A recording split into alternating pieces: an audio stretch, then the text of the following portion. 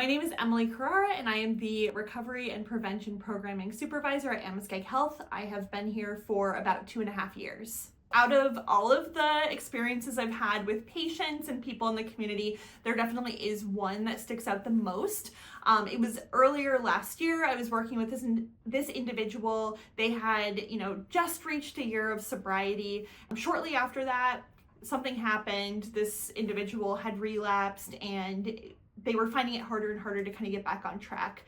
And the weeks went on, and I continued to meet with them and support them and try to talk with them through like the pros and cons, try to build that motivation for change. And nothing was really happening. In fact, things just kind of kept getting worse. Instead of closing the door and saying, go to treatment, come back when you're ready, and waiting for them to take those steps by themselves, I kept the door open, and I allowed kind of a walk-in spot on my schedule where this individual who didn't have any way of communicating with me outside of coming in could come in, get support, figure it out, kind of make a plan for next steps.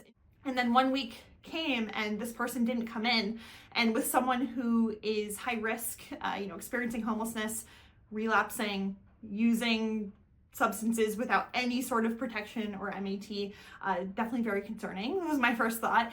And then later on that day, I received a voicemail from this individual who tearfully expressed so much gratitude in the voicemail around me being able to support them for the last few weeks, because ultimately they took the steps to get into treatment. And they were so thankful and so grateful and said, if the door hadn't been kept open for me, I'm not sure that I would be here at treatment getting the help that I needed.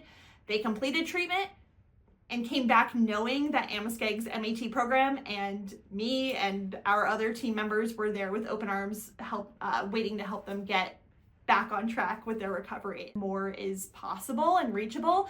A lot of people don't realize that in the throes of addiction, because if you can't see over the fence, how are you supposed to see whether or not the grass is greener? And if I can help kind of prop them up and look over and say, things don't have to be this hard. They can actually be a lot better, and help kind of guide them there. It's a really rewarding and fulfilling part of the job.